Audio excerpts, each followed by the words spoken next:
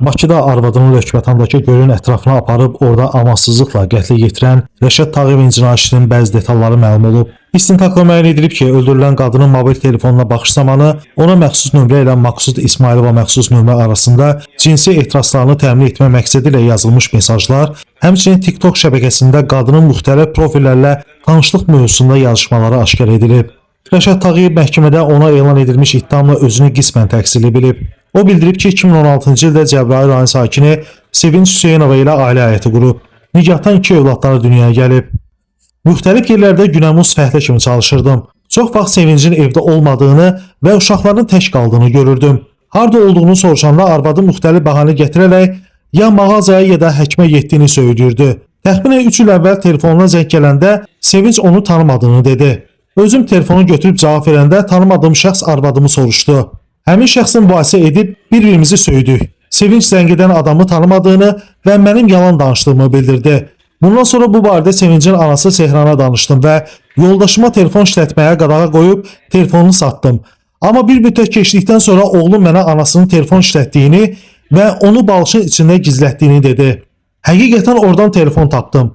Qonşularım evimdə yad kişilərin gəlib getdiklərini söyləsələr də Sevinç onların da yalan danışdıqlarını deyirdi. Konkret heç bir sübutum olmasa da Sevincin məni aldatdığını başa düşdüm. Qaynanama bu haqda danışsam da mənə dedi ki, elə adlı qızım yoxdur, nə istəyirsən et.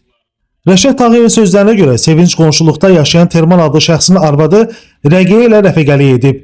2025-ci il iyunun 28-də Termanın yanında bir neçə nəfərlə evimə gələrək yoldaşının qaçdığını və Sevincin Rəqiyənin hara getməsindən bildiyini dedi. Lakin arvadım heç nə bilmədiyini söylədi. Onlar getdikdən sonra mübahisə edərək Sevincə yalan danışdığını bildirdim. Onu döydüm. Məsələni araşdıranda gördüm ki, həyat yoldaşım doğrudan da qonşu qadının harda olduğunu bilirmiş. Həmin qadının bir kişinin yanında olduğunu deyib onun nömrəsini mənə verdi. Bu hərəkətinə görə çox əsəbləşdim. Artıq onun yalanlarına dözməyərək arvadımı öldürmək qərarına gəldim. Yoldaşımı uşaqlarımın gözü qarşısına deyil, yaşadığımız evdən uzaq bir yerdə öldürmək istədim. Rəşad Tağıyev bundan sonra evdən bıçaq götürərək həyat yoldaşı Sevinç Hüseynovanı yaxınlıqdakı gölün kənarına aparıb və bıçaqla onun qarnına zərbə vurub. İkinci zərbəni vurmaq istədikdə bıçaq əlindən düşüb. Əvvəl əllərimlə sonra əlimdəki gödəkçənin sol qolunu boğazına dolayıb Sevinci boğdum.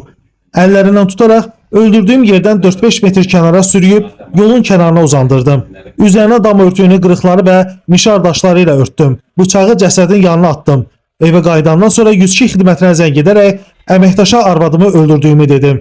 Qeyd edək ki, Rəşad Tağıyevə qarşı Cinayət Məcəlləsinin 120.1-ci, yəni qəsdən adam öldürmə maddəsi ilə ittiham irəli sürülüb. Orxan Rasifoğlu, məhkəmə xəbərləri.